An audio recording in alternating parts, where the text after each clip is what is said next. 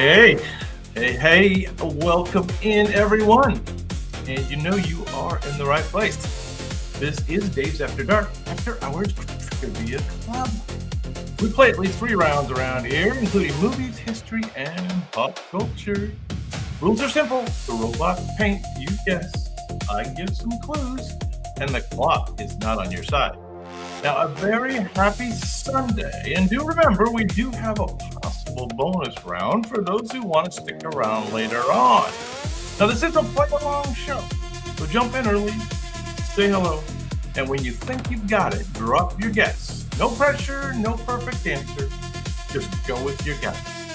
All right, see some people in the house. Hey, King, good to see you. Arena is here. Always good to have King and Arena. The early birds have arrived. All right, now, get your fingers ready because round 1 is about to start right now. Gentlemen.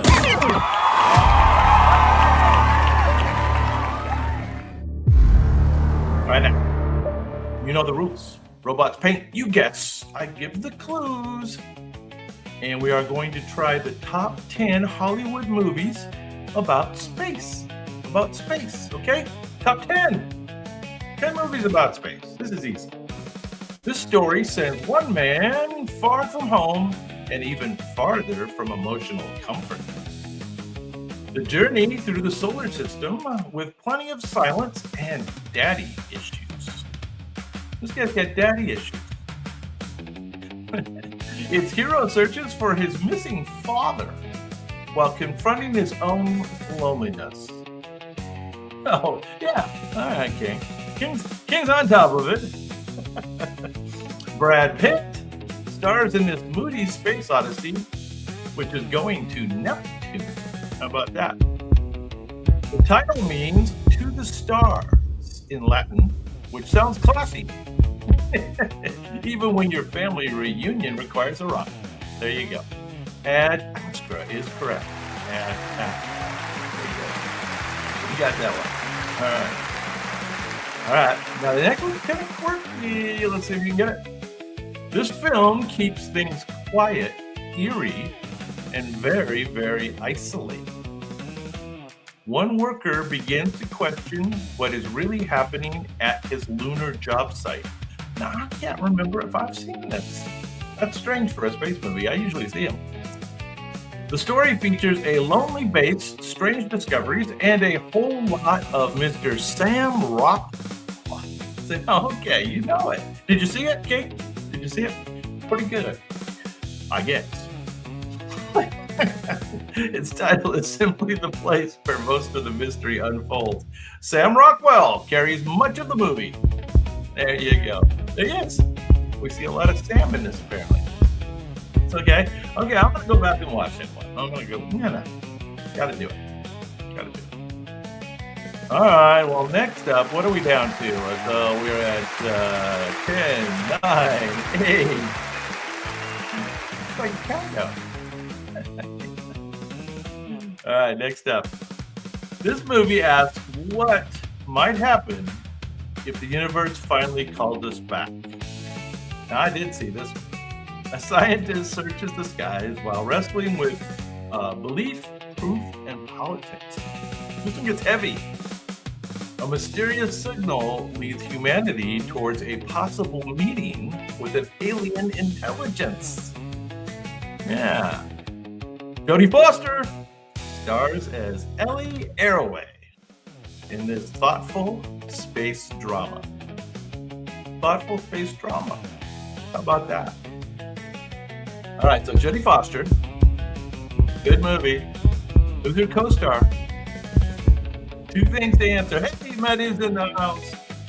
Not a rival. King has it. It is Contact, and that her co-star is Mr. Matthew McConaughey. One of our second favorites here on the show. All right, next up, from the year 2018, this film focuses less on spectacle and more on the cost of achievement. It follows a quiet, determined pilot through danger, grief, and history. The story builds towards one of humanity's most famous footsteps. Here's the key. And this is not Interstellar. Mr. Ryan Gosling. Yes, King's got it. Now, who's the character that Ryan Gosling is playing? Who's our famous first step astronaut? Who is our famous first step? The movie emphasizes the human pressure behind the Apollo program. A giant leap for mankind. Yeah. Neil Armstrong. Correct. All right, first man is correct for the movie. All right, next up. We all love this one. This film proves that space travel is not always majestic and peaceful. A commercial crew investigates a signal and immediately regrets their curiosity. A deadly creature stalks the ship while the crew fights to survive. Yes, indeed. Yes, King's got it. Now, who is the actress, the famous actress in this first Alien movie? That is correct. How about the name of the ship? Does anybody remember the name of the ship? The actress or the name of the ship for extra credit? Alien, of course, is correct for the movie, 1979. And Sigourney Weaver is correct for the actress. And the name of the ship, kind of a bit of trivia, Nostromo. Yeah, you both got it, Sigourney Weaver. Very good. All right, next up.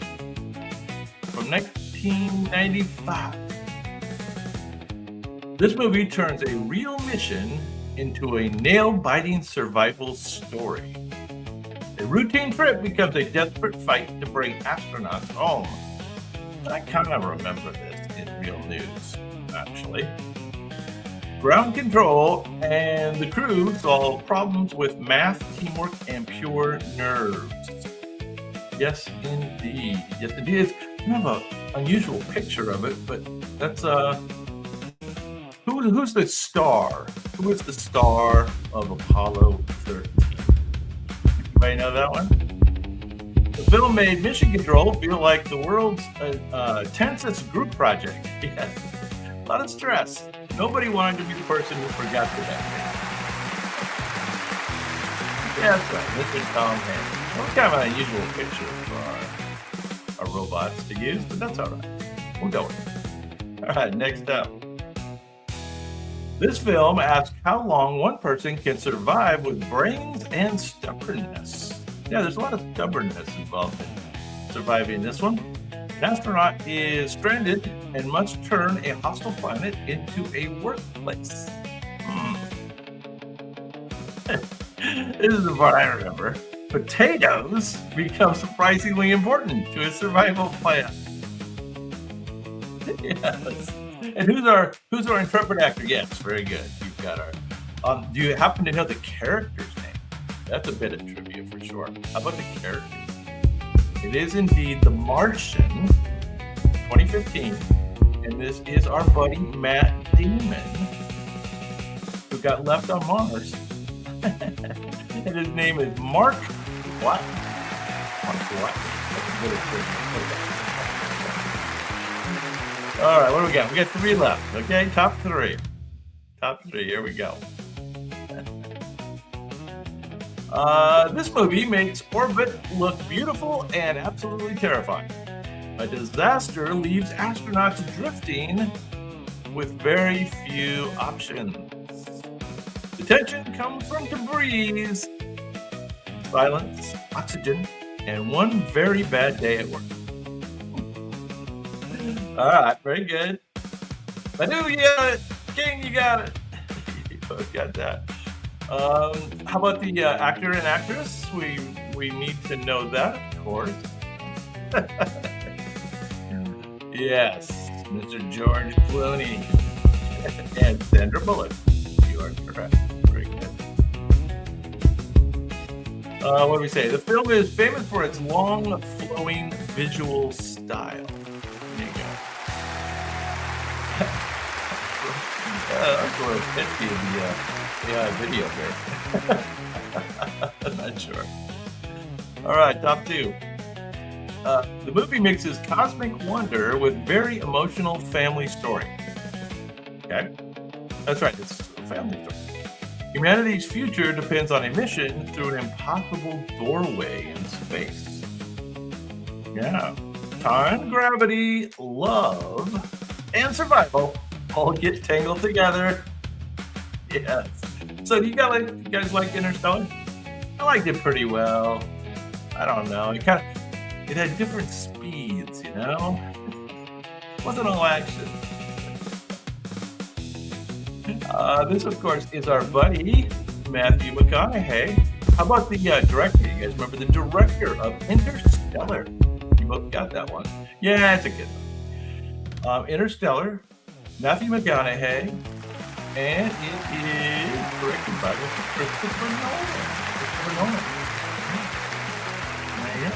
All right, top space movie according to the robots, which I can see why they think this is the top space movie. Kind of a dark reason. This film begins with early humanity and ends somewhere far beyond easy explanation. It is a show, strange, beautiful, and still argued about at dinner parties. Still today. What the hell does that movie mean? A calm computer. Dave? I'm sorry, Dave. I can't do that. Of course. And who's our director for this wonderful movie? And what is the name of the computer? What is the name of the AI? Anybody remember that?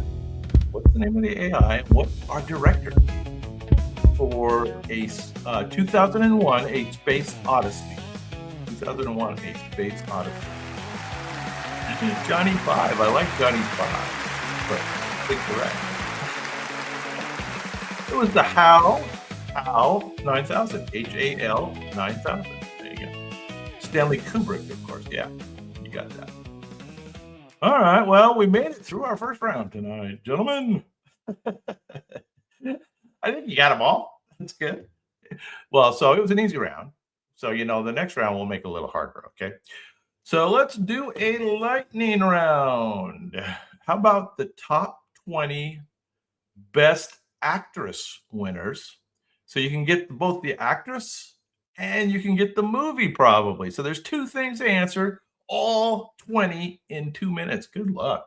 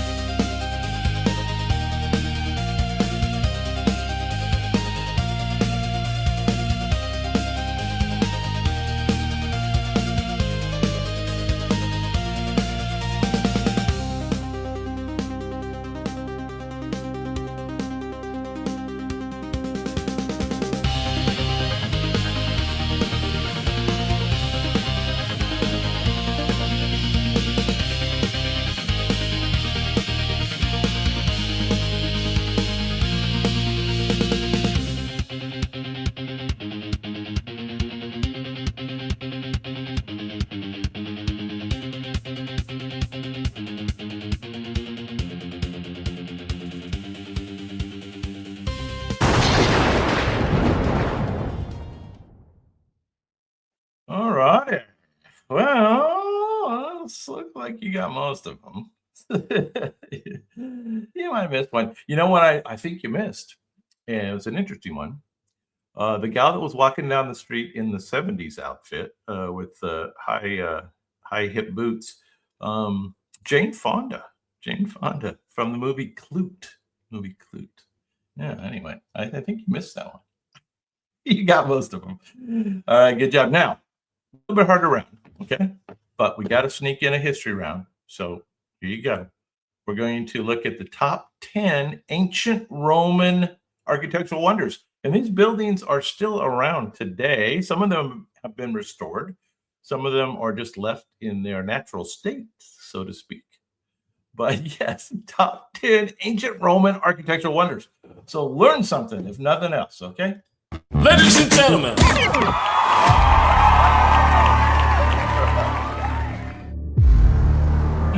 All right, you know the rules. Robots paint, you guess. I'll give a few clues, okay? You're gonna need them. You're gonna need the clues. First one's kind of hard. Good luck. This wonder was built for drama, music, and big public emotions. Its massive stage wall still makes modern architects quietly jealous. Audiences once gathered here in Roman Gaul for performances and civic spectacle. This ancient theater is in Orange, France. Orange, France.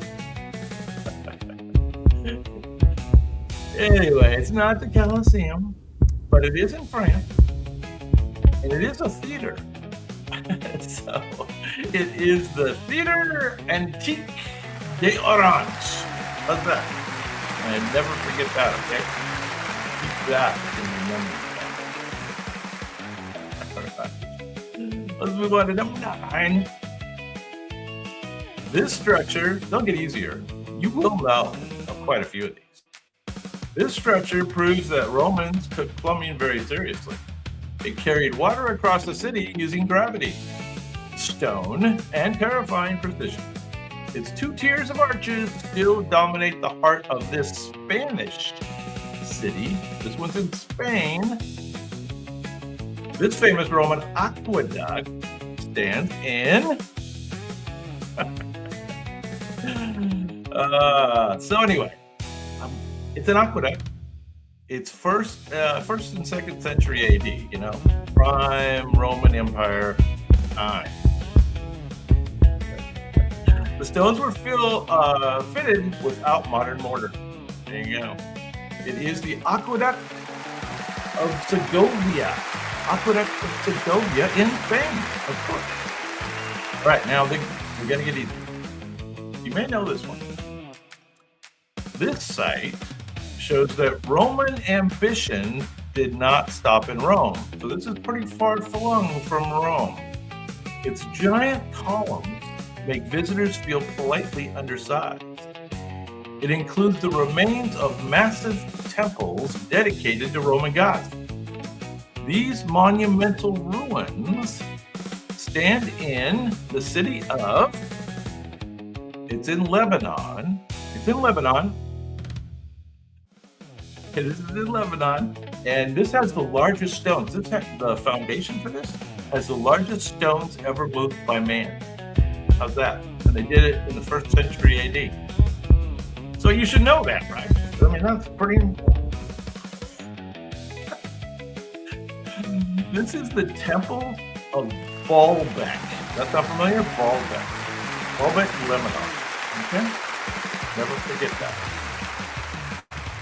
They get easier later. Sorry, I keep head faking you on that. They're not easier yet. But these are the top 10. Keep that in mind. You know, you only have to learn 10. This was not just a retirement home. It was retirement with walls. There you go. It blended palace luxury with fortress-level security. A Roman emperor had his huge compound built near the Adriatic Sea. So this is one of the emperors, and this is his large palace by the Adriatic Sea. Its remains form the historic core of a town called Split, Croatia. It's in Croatia. Okay? People still live and work inside parts of this building. Yeah. Pretty nice looking. Diocletian Palace. Diocletian. Remember that guy? He's one of our top emperors always. All right, number 6. Now this one, pretty famous. This building is a masterclass in looking elegant for 2,000 years. It shows off classic columns, balance, and very polished Roman attitude. It was dedicated to the grandsons of Augustus. This beautifully preserved Roman temple stands in Nimes, France. So, if you've ever been to Nimes, France, you would have seen it.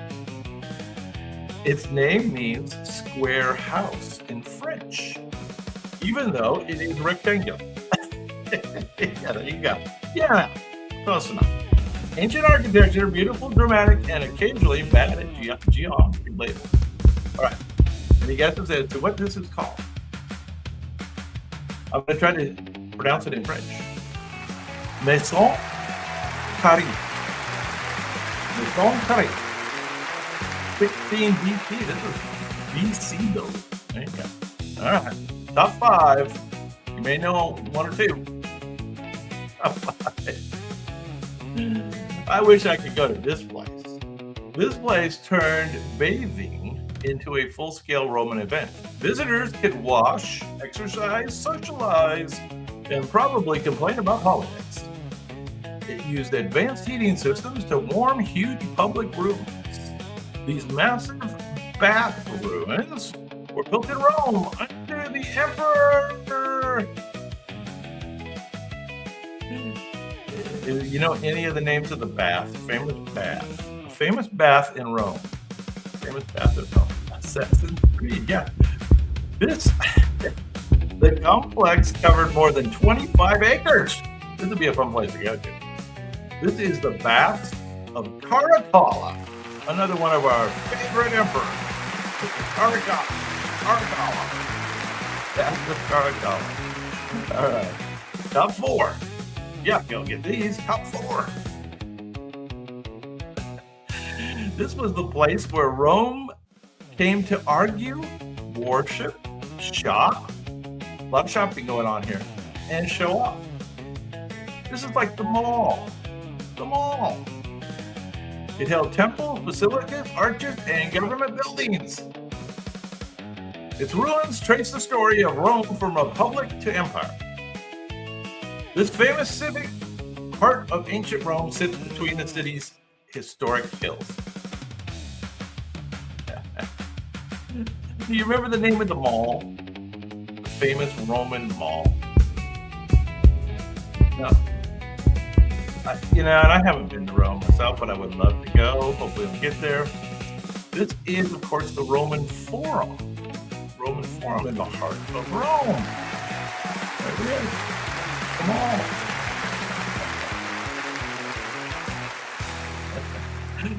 All right, top 3. Top 3, surely you know the top 3. This wonder carried water and beauty, math, and gravity. It rises in 3 tiers of arches over a French river valley. Now, this is the most famous of the Roman aqueducts. The most famous. It was part of a system that brought water to ancient Nimes, France. Nimes got all the good Roman buildings. This famous aqueduct bridge is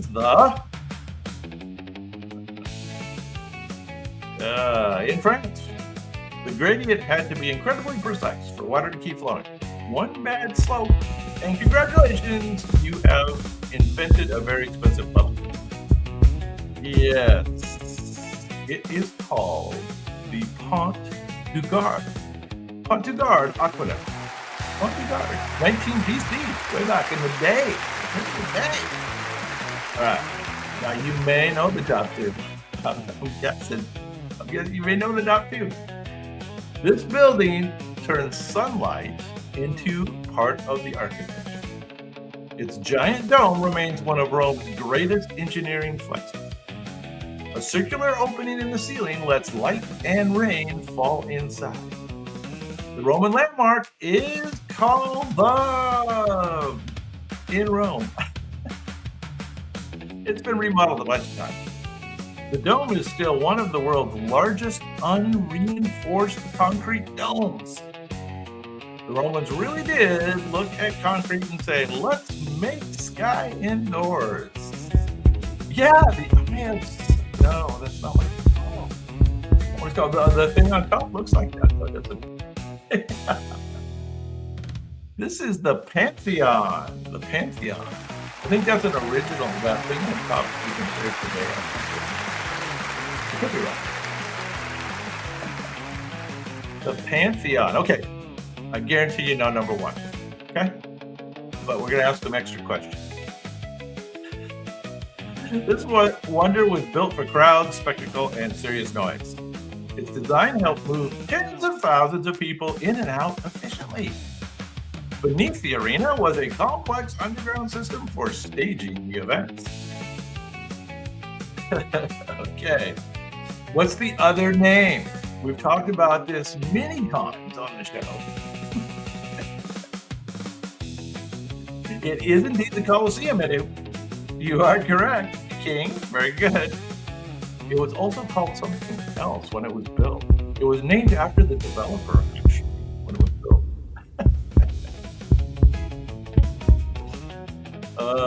Okay. I'll tell you. It is the Flavian Amphitheater. It was built between 70 and 80 AD. There you go. Yeah, amphitheater. All right, well, you survived. Here, we're done. Okay? You're still alive. No damage. All right. How about a lightning round? Let's do, I can take a bio break. We'll do a lightning round. A quick lightning round, top 20. I don't know what the heck it is. What is it today? I don't remember. Okay. Well, you'll figure it out.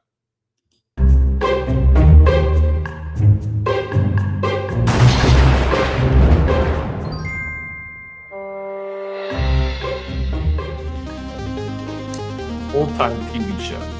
Old-time TV show.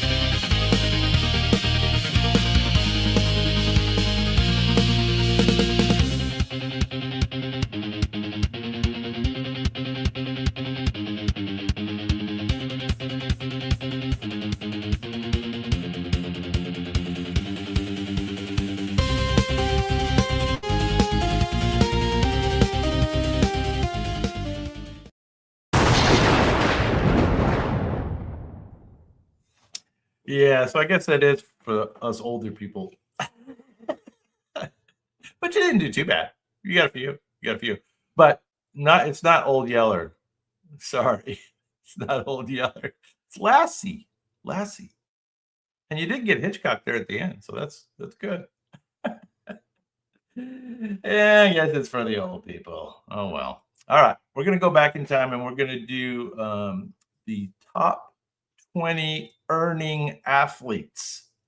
Top 20 earning athletes. Okay, so this goes from like the 70s through today. So we'll give this a shot. This is actually a top 20. So we have 20.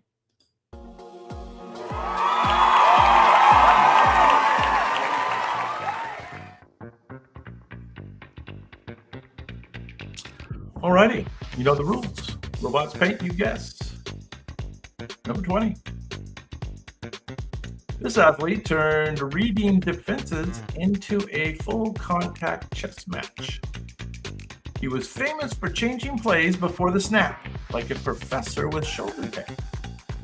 His post-playing career made him almost as visible in commercials. He does a lot of commercials, as he was on Sundays. He's like a TV announcer now.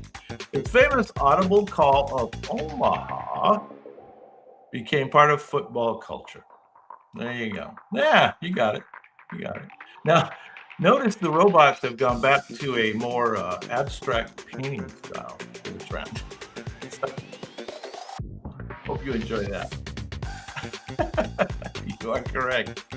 It is Mr. Peyton Manning, born in 1976.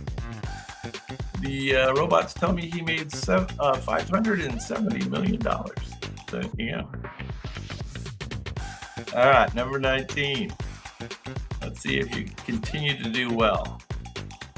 This giant personality made a fortune by being impossible to ignore.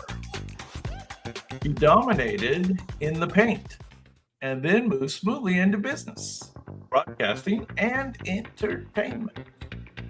He became known for championship rings, huge endorsements, and he has a size 22 shoe. Yeah, all right.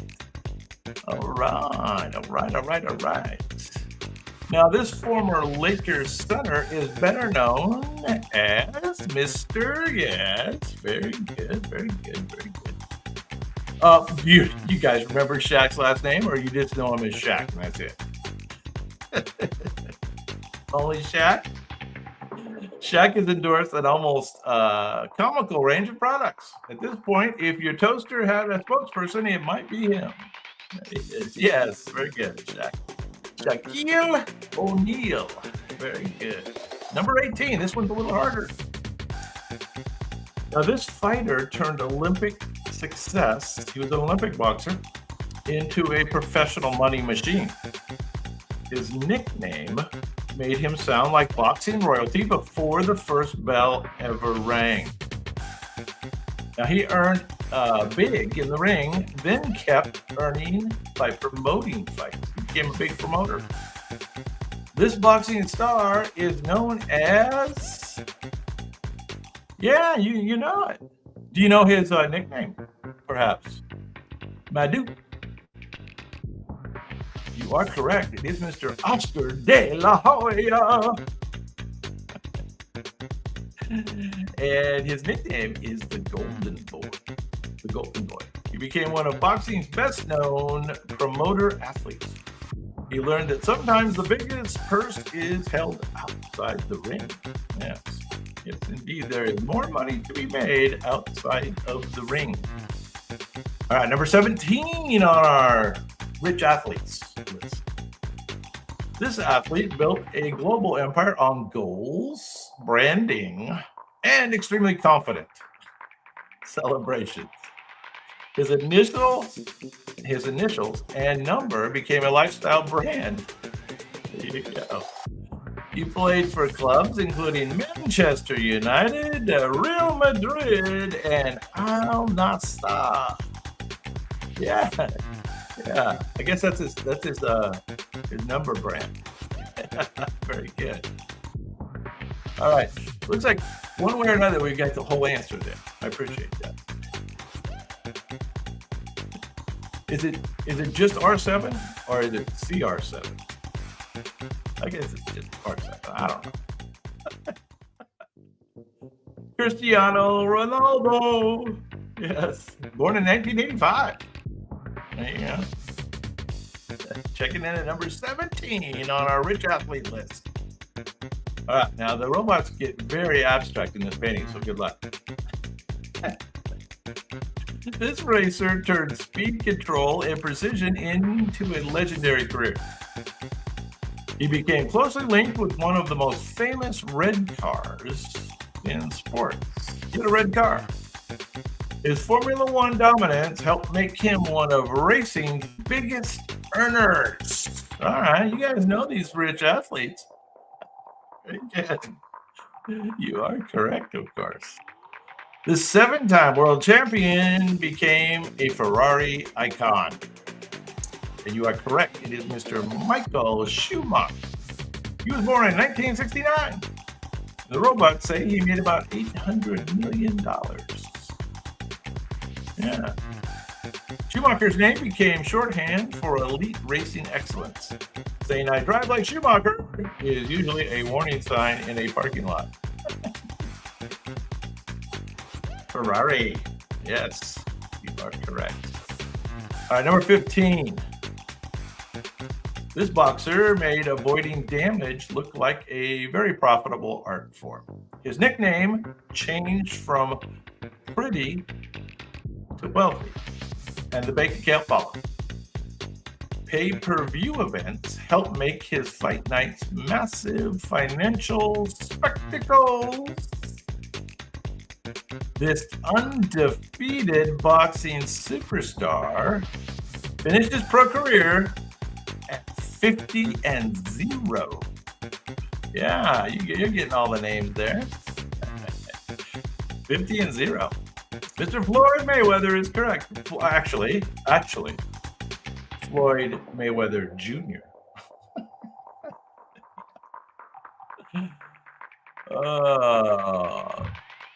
The robots say he made $850 million. I don't know. Who knows? It turns out not getting punched can be surprisingly lucrative business model. All right, number 14. You know this guy. This athlete made elegance look like a competitive advantage. His smooth style helped him become one of tennis's most marketable stars. Major endorsement deals added heavily to his fortune beyond tournament winning. This Swiss tennis legend is famous for his grace, titles, and one-handed backhand. Yes. It's talking about a rich son of a bitch. Robots say he's worth $900 million. I'm sure it's far more than that. Federer often looked calm even during high-pressure matches. Some people sweat under stress. He looked like he was late for a watch commercial. You are both correct. Roger Federer. Yeah, that's it. Check it in at number 14 on our rich athlete list. All right, number 13. This superstar entered the league as a teenager and somehow exceeded the hype. I know. I didn't think he'd be able to do it, and he did it. His business moves expanded into entertainment, food, media, and team ownership. His nickname sounds royal, and his career has mostly backed it up. This NBA icon is known as... What's his nickname? You guys know? You are, of course, correct. This is Mr. LeBron James. Yeah, King James. King Cosmos. King James. You guys must be related. Are you guys related? All right. LeBron James checks in at number 13 on our rich athlete list. That means we've got 12 people richer. I can't believe anybody's richer than LeBron James. But this guy was, at least at one time. This athlete made golf feel intense, global, and suddenly very cool. His Sunday red shirt became one of sports' most recognizable looks. Endorsement in video games helped turn his dominance into a mass. I wonder how much money he made on those video games. You have any idea? I know he has a nice boat. I know that. Hey, he's not a good driver. He needs the self-driving car. This golfing legend won the Masters again after a long comeback journey. Yeah, I don't know, what was that, 3 years ago or so? He came back and won again. Tiger changed how many fans saw golf. Before him, a red polo had rarely looked that intimidating. Yeah, nobody thought red was cool until Tiger's Sunday. Yeah. Not a good driver, though, right? Am I right? All right, let's go on to number 11. We'll stop beating on Tiger there. This player made defenders look like they were stuck in wet cement. Okay. His style is quiet, quick, and almost unfairly precise. He spent most of his career starring for Barcelona before taking his magic elsewhere. And what country is Mr. Messi from? Lionel Messi is correct. Gotta do the French pronunciation. Messi's left foot has inspired endless highlights and helpless goalkeepers. It is basically a paintbrush with shin guards. Yeah, Argentina. You're correct. The robot said he's made at 1.15 billion. I'm thinking more. I don't know. Best ever, supposedly, right? Or is it somebody else? All right, number 10. This champion turned dominance into influence far beyond her sport. Her power, focus, and longevity made her one of tennis's defining figures. She built major business momentum through endorsements and venture investing. This Grand Slam icon launched something called after a conquering the court. Probably can't say that. I'll give it away. Very good. You guys know. How about what was her sister's name? You guys remember? She has a sister who is also a champion. Do you remember her sister's name? This is, of course, Serena Williams. Serena Williams helped push the conversation about women athletes, business, and ownership forward. She did not just serve aces, she served blueprints. And yes, you are both correct. Venus Williams, yeah. There's a movie, Will Smith, I think. Will Smith, a movie about the sisters, I think. Pretty sure. I think you know this guy. Unfortunately, he met an early demise. This athlete turned relentless work ethic into a personal philosophy. His post-basketball career showed major ambition in business and storytelling. A major investment in body armor became one of his biggest financial wins. Yes, indeed. This Laker legend was known worldwide as, Badu says, the Black Mamba. You are correct. Very good. Kobe Bryant, of course. Kobe won an Academy Award after his playing career. Apparently, 5 NBA championships were not enough. Yeah. There you go. Kobe Bryant, born in 1978, and unfortunately tragically passed in 2020. At the time, he was worth $1.2 billion. There you go. All right, number 8. We know this guy. This athlete made free kicks, fashion, and fame all part of a global brand. His celebrity reached far beyond the soccer pitch. He became linked with major endorsements, style campaigns, and a Miami soccer project.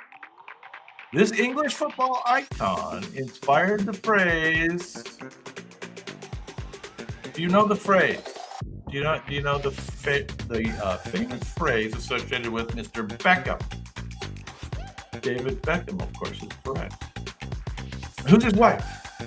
Who's Mr. David Beckham married to? That's a good trivia item. He became one of the ultimate crossover sports celebrities. He could sell a free kick, a haircut, and probably a sandwich with equal charm. Yeah, bend it like Beckham. You guys both know that. Very good. Very good. Yeah, Posh Spice. That's how I know her.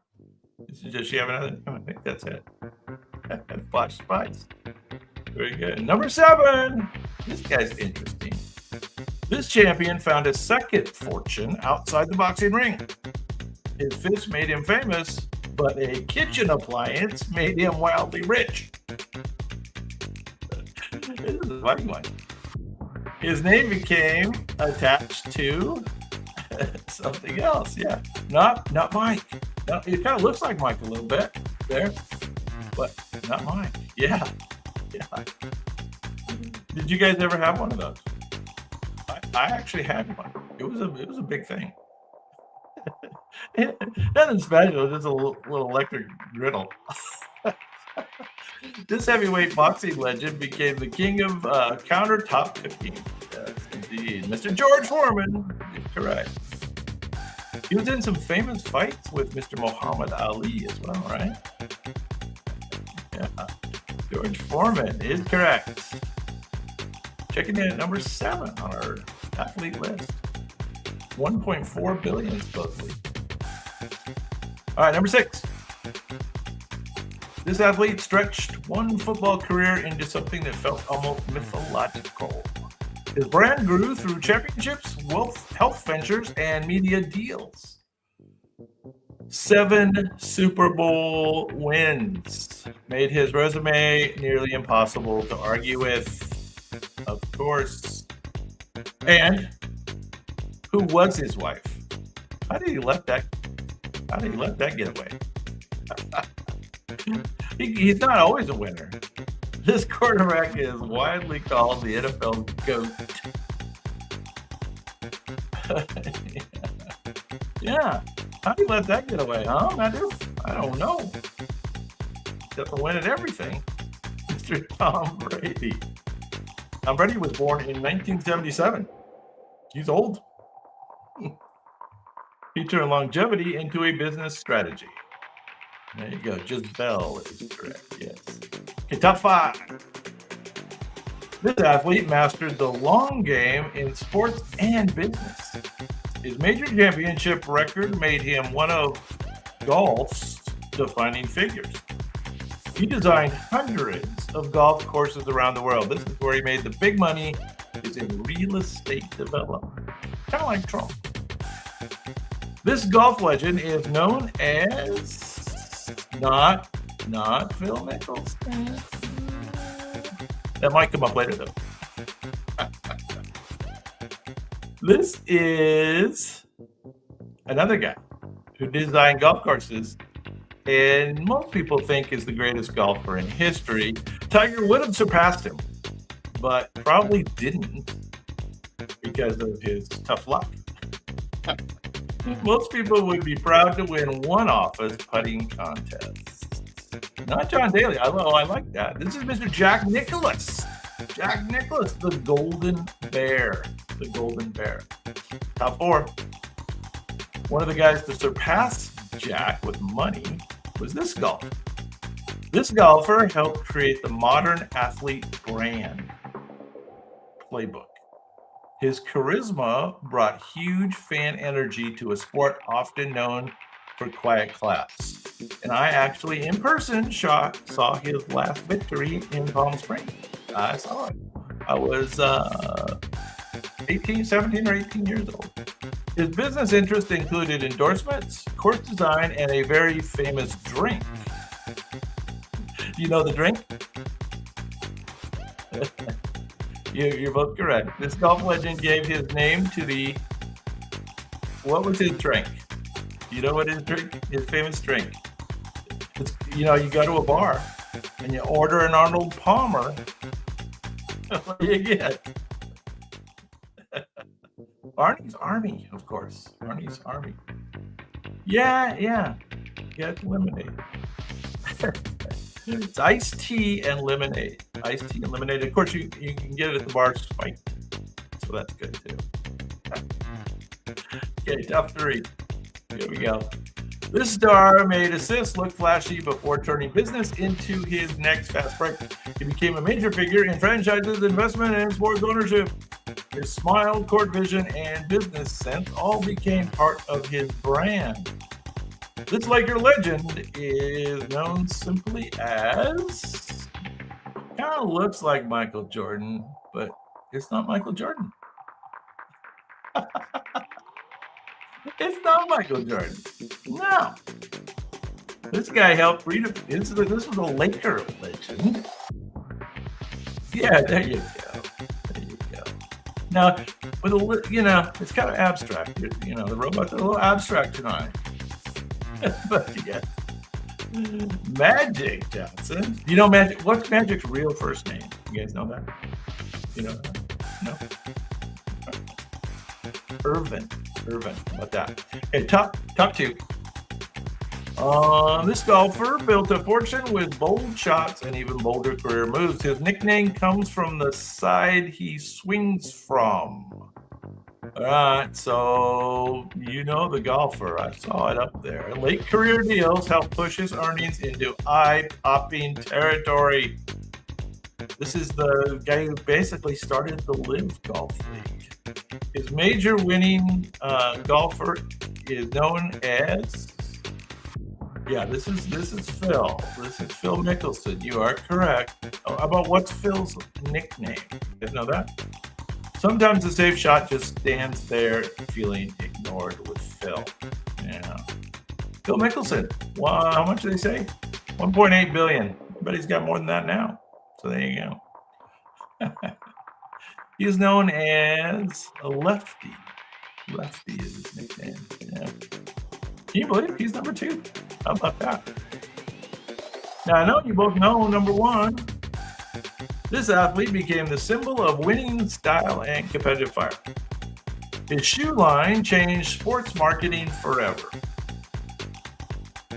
He turned championship fame into a sneaker empire and major ownership wealth. This Chicago Bulls legend is the man behind the Jumpman logo. The Jumpman logo. I didn't know it was called that. Space Jam, yeah. Definitely. You don't hear much about Michael these days, do you? He's kind of low key, but I bet he's still making money. He money. Yeah, he played baseball. Yeah, he was an athlete, man. Michael Jordan. Yeah. Who was the other guy that was a football player, baseball player fairly recently? Can't remember. Anyway, yeah, Michael Jordan, number 1 on our rich athlete list. Hey, Matthew's in the house. Well, since Matthew just got here, you guys are going to have to stick around and play Fantasy.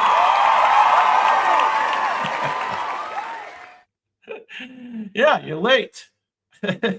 We just finished the rich athletes, but I do have a bonus round available. Now, this is the top 20 Brad Pitt movies. So I know there's some in here that are going to stump you. So let's do it. Let's do the bonus round, guys, because Matthew just got here. Right. All right. I know you guys know the rules. Robot do the painting, you do the guessing, I give the clues. Top 20 Brad Pitt movies. We'll try to tell a few stories along the way. All right, this one he plays a hitman with a philosophical streak. Rarely do assassins wax poetically about comics. The film critiques the American dream through bullets and banter. Now, this movie is one of these slow burns. We love it when the robots tell me it's a slow burn. But every conversation drips with menace and meaning. He kills with calculation, not cruelty. Not Mr. and Mrs. Smith. Not Mr. and Mrs. Smith. Even the mob had thoughts during the 2008 financial crash. Yeah. King knows. Very good. Killing Them Softly is correct. From the year 2012. Killing Them Softly. Okay. Who knew? Pitt's character Jackie delivers one of the most biting closing monologues in modern film history. There you go. Number 19. This is another offbeat one. Number 19. This desert noir turns a drug deal into a philosophical disaster. Now, I love those desert noirs, right? He's a slick middleman in a tale where everyone is doomed. Remember this one? It's a little low-key. Dialogue here might require a dictionary or a stiff drink. The film's tone is bleak, but Pitt adds a tragic cool. A tragic cool. That scene with the wire and the motorcycle. This is the one with the wire and the motorcycle. You might remember this movie. That sounds kind of creepy, though. It's called The Counselor. The Counselor. Written by Cormac McCarthy. There you go. All right. Number 18. I know you know this one. A war epic based on an old poem, but way more apt. Way more apt. He plays a legendary warrior with a chip on his bronze shoulder. His character is proud, angry, and absolutely ripped. The man practically glows in armor and blood. All right, do you remember, okay, who's the character's name? And do you remember the most famous line? The most famous line. It is pretty famous. Pitt trained for 6 months for this role. Yeah, it is Achilles. Very good. The movie is Troy. The character is Achilles. And the famous line. Anybody know? It's pretty cool. Is there no one else? Is there no one else? Yeah, there you go. All right. Number 17. Making its second appearance of the evening tonight. In space, no one can hear your daddy issues. I love that clue. He plays an astronaut with ice in his veins and a storm in his heart. Yeah, of course. Very good. Second appearance of the evening. Just by coincidental. NASA meets nihilism in this slow, starry descent. Tommy Lee Jones was the missing dad, apparently. The movie is essentially Apocalypse Now in space. I didn't see that. Yeah. I guess with all the philosophical banter. Ad Astra is, of course, correct from the year 2019. Checking in at number 17 on the Brad Pitt list. All right. Number 16. Death picks a holiday and apparently a very attractive body. He speaks slowly, but he's literally eternal. It's a romantic drama that doubles as a memento mori. Yes, you guys know this one. He falls for a mortal while offering cookies and cryptic stories. If you've seen that car accident scene, you still haven't recovered. Yeah. There's something dark about this movie I did not care for. It plays death, but with the charm of a 90s heartthrob. This is the only movie where the Grim Reaper is flirt-worthy. You guys know it is Mr. Meet Joe Black. I mean, in the movie, Meet Joe Black. Yeah, Anthony Hopkins is in it. Very good. All right. This is one of my favorites. Number 15. 3 brothers, 1 war, and a whole lot of tragic mustaches. A lot of tragic mustaches in this movie. He's the wild one who breaks horses and hearts set against sweeping Montana landscapes. It's a full emotional gallop. Of course. You know it. You know it. Very good. Ding. This is the one where I think I told you the story where we had to sit in the front row. We went out for a date with another couple, and we ended up having to sit in the front row because it was all sold out. And my buddy yells out in the first scene, "We're so close I can smell Brad's pits." Yeah, he kind of broke up the house. It was a good start. Legend of the Fall is correct. Legend of the Fall. Moody Brad. This is Moody Brad. Yeah. Speaking of Moody Brad, number 14. A global drama where a single bullet connects 4 continents. Interesting. He's the worried husband trying to save his wife in Morocco.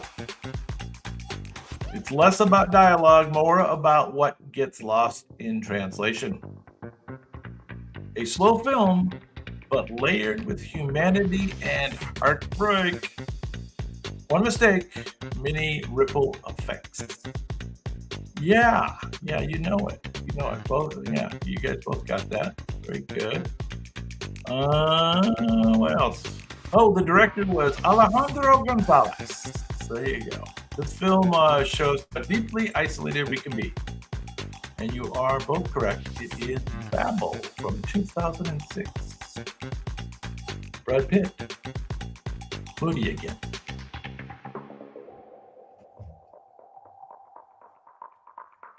Alrighty, moving on. Brad Pitt list. Number 13. Action-packed. Zombies run like track stars. We hate that. When the zombies speed up, you know it's not going to go well. He's not just surviving, he's strategizing on a global scale. A rare blockbuster lead where science beats the bullets. There's a tense scene involving soda and silence in Jerusalem. I remember that scene. You remember the scene they're talking about where everybody was having to be quiet in Jerusalem? It was a weird scene. He proves zombies hate airplane turbulence. Yes. Of course, you are correct. It is World War Z. World War Z from 2013. Despite a famously troubled production, Pitt's charisma helped turn the film into one of his highest grossing roles ever. Yeah, he was good in it. Yeah.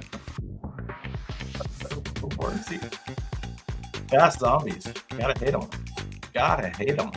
Number 12. This is a cool one. I like it. Married couple, deadly secrets, spectacular shootouts. He and his co-star have serious chemistry. Yes. It's sexy, slick, and surprisingly funny. Domestic disputes have never been so explosive. One of Hollywood's biggest tabloid triggers. Yeah, this is where they supposedly met, right? Or got together on the set of this movie. Yeah, this is the one. This movie launched what do they call it? Brangelina. Yeah. Mr. and Mrs. Smith. Of course, you are correct. Yes, Angelina Jolie and Brad Pitt. There you go. All right, number 11. Another one of my favorites. Centuries of angst, elegance, and existential dread. He plays a vampire who really needs a hug. Immortality looks exhausting, but stylish. It's not just horror, it's philosophy with fangs. That wig, gothic perfection. I didn't know it was a wig. Is that a wig? I didn't know that was a wig. You guys all know. You know, of course. His co-star was... I don't remember. What was his character's name in this? I can't remember his character's name. Of course, Tom Cruise. was Lestat. And but what's his character's name? I can't remember. Louis, is that right? Based on Anne Rice's novel. Yeah. There you go. Good one, huh? Yeah. That's not so surprisingly good. Number 10. Time travel, one of my favorites. Mental hospitals and apocalypse warnings. That sounds like a great combination. He's unhinged, twitchy. He's a bit twitchy and unforgettable. He's twitchy, Brad. You know, there is a twitchy Brad. A performance so wild, it snagged him an Oscar nod. He's either a prophet or profoundly disturbed, or perhaps both. If you like your sci-fi, paranoid, and sweaty, this is it. This is it. Yeah, that's a good movie, right? And who's the main co-star? Who's the main co-star? He's great in this. Director Terry Gilliam let Pitt loose in this dystopian sandbox, resulting in one of the most energetic and chaotic performances of Brad's career. You are correct, 12 Monkeys from 1995. Yeah. There you go. All right, moving on. Number 9. Now, I don't think I saw this when it was at the movies, but I watched it later. This is a weird movie. Yeah, Bruce Willis, of course, was his co-star from 12 Monkeys. He's born old and gets younger. Yeah, weird. A love story wrapped in backwards biology. You know, not very realistic, is it? He ages in reverse. And it feels too human. I don't know what they're talking about. From World War I to Hurricane Katrina, he drifts through time and sorrow. It's Forrest Gump with more wrinkles at birth. Yeah, I know. Now, did you guys see the movie? And is it one of your top ones? Robots say it's number 9 on Brad's list. I guess it's yeah, too deep for me, maybe. The Curious Case of Benjamin Button is correct. Very good. Now, this is a sneaky good one. Hopefully you guys saw this one. He turns baseball into a math lesson, and somehow it's riveting. He's playing Billy Bean. That's his character's name, Billy Bean. He bets on numbers, not names. It's less about game and more about challenging tradition. Yeah. You guys see the movie? Pretty good. I don't know if, maybe you have to be kind of into baseball to really bond with this movie. Who knew spreadsheets could be this compelling? He doesn't swing a bat, but he changes the game. Yeah, changes the game. Pitt produced and starred in this Oscar-nominated film. Yeah. Yeah, I was going to ask that, King. You beat me to it. Jonah Hill was, of course, great in this movie. Very good. Moneyball. Okay, top 7. Let's do it. This movie's too boring for me. Number 7. He's the guy who knows the economy's about to implode, and he hates being right. Quiet, cynical, and barefoot in every other scene. A former banker who avoids crowds and catastrophe. He makes a margin call feel like a moral crisis. If we're right, people lose their homes. Yeah, I know. It was a bad situation, but still, how do you make a movie about it? Make it interesting. So it's an ensemble film. Pitt adds weight and conscience to the rollicking breakdown of the 2008 housing crisis. 2008, how soon we forget. The Big Short is correct. Very good, Michael Murray. All right, top 6. Here we go. This one's cool because you can't understand a word he says. Thick accent, fast fists, and faster edits. He's Mickey, the unintelligible, that's to say it lightly, but unbeatable bare-knuckle boxer. He's a little twitchy in this one, too. This is the twitchy Brad. Yeah. Very good. Every time he talks, subtitles tremble. He's chaos wrapped into leather jackets and gold teeth. I love the gold teeth. Do you like dogs? I can't say it with the right accent. Yeah. Did you understand a word he said? Snatch from the year 2000.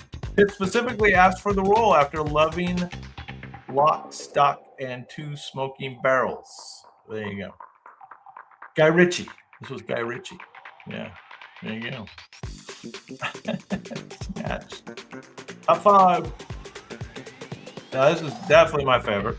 Definitely my favorite. Walk away favorite. He's a stuntman. He's a handyman. And maybe a little too handy. He's cool as a cucumber. He is cool as a cucumber. Even in combat with a can of dog food. Some good scenes. Tarantino makes him a modern-day cowboy. He's laid back, lethal, and weirdly zen. Yes.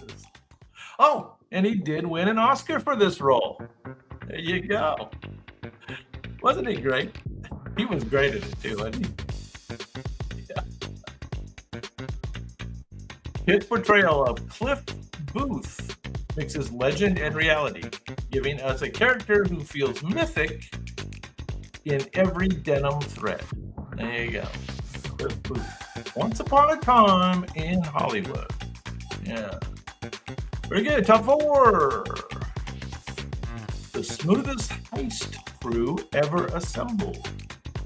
He's the hungriest one, constantly munching, always planning. I don't remember that he was always eating. Was he always eating in this? Heist never looked so cool. His chemistry with George Clooney was instant classic. This is peak early 2000s swagger. Yes, it was. This is peak swagger. And it's, kind of a Vegas thing too, right? I love that. Pitt eats nearly every scene on purpose. It became a character trait that fans still debate and adore. I don't really remember the eating thing. I guess I need to go back and watch it. Ocean's 11 is, of course, from the year 2001. Checking in at number 4 on the top 20 Brad Pitt movies. Top 20 Brad Pitt movies. We have the top 3 left to go. There you go. Top 3. A brutal crime thriller with a box you never want to open. Yes, don't open the box. He plays a detective chasing the 7 deadly sins. Gritty, grimy, and emotionally devastating. He goes from cocky rookie to a broken man. What's in the box? What's in the box? David Fincher's bleak masterpiece helped transform Pitt's career and gave us one of cinema's most haunting endings. Yeah, very good, King. I like the way you typed that out. That was very well done. You are correct. From the year 1995. Oh, and who's the main co-star in this? One of our featured gentlemen on this show. You are correct. It is Seven, spelled S-E-7-E-N. And of course, yes, you guys know, Morgan Freeman. Number 2, this one was funny. Kind of funny, a funny movie about Nazis. We're in the Nazi killing business. And cousin, business is a booming. Southern twang, scarred neck, and a grin full of vengeance. A role tailor-made for Tarantino's blood-soaked fairy tale. It is a fairy tale. This one, well, Once Upon a Time in Hollywood obviously is leaves the truth, but it's a little closer. This one kind of, goes off. He blends comedy, confidence, and cruelty. And yes, he carves swastikas with flair. You remember his character's name? Remember his character's name in this? Inglourious Basterds is, of course, correct. Inglourious Basterds.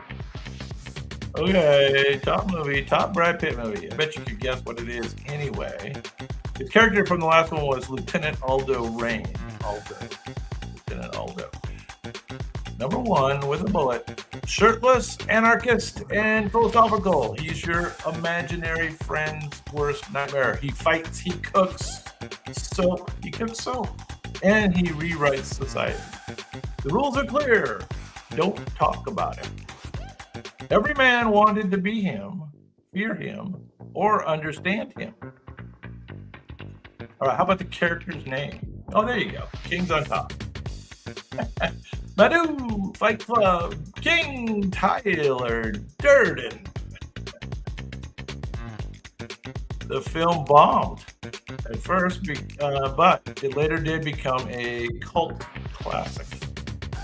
Pitt's Tyler Durden is now synonymous with anti-establishment cool and a twisted charisma. There you go. Fight Club from the year 1999. All right. Thank you guys for being here. We had some fun tonight. Wasn't too bad. Now, FYI, I am going to start a Wednesday show again. Now, it is going to be a slightly different format. The new Wednesday show. We're still going to do the Sunday show. So next Sunday, same time, same place, same show. But on Wednesday, I'm going to try to do a show, and it will be a little bit more of a AI focus. It's going to be AI boom or doom theme. AI boom or doom. But it is going to feature at least one round of Speed Petty trivia, if not more. We'll see. It'll be more of a variety show. Hopefully, we'll have some more gangs. But anyway, yeah, thanks for being here, guys. And I'll play on the way out. I will play a preview of Wednesday night's show. And if you get a chance to stop by, please do. Otherwise, I will see you next Sunday. Thanks a lot.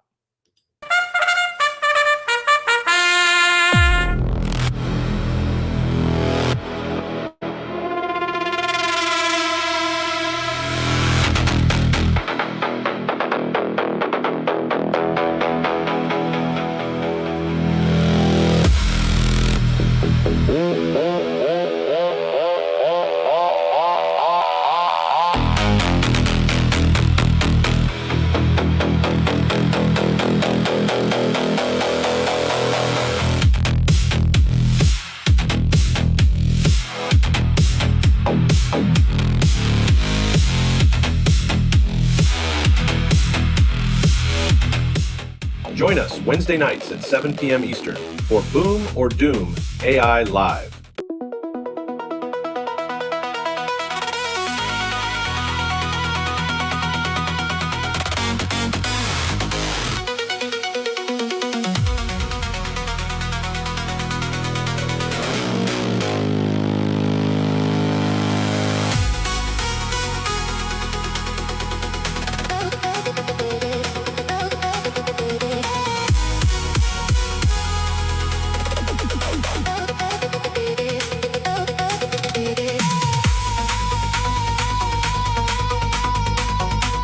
Join us live for Dave's After Dark.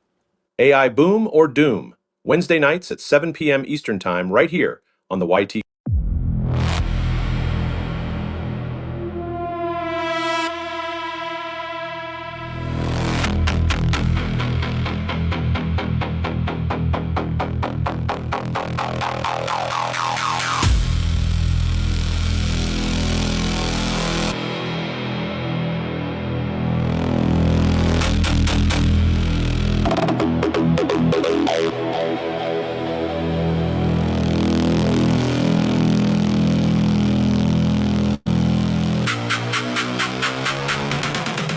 AI boom or doom? It's the biggest question of our time. Join me live this Wednesday at 7 p.m. ET. Let's explore the future together.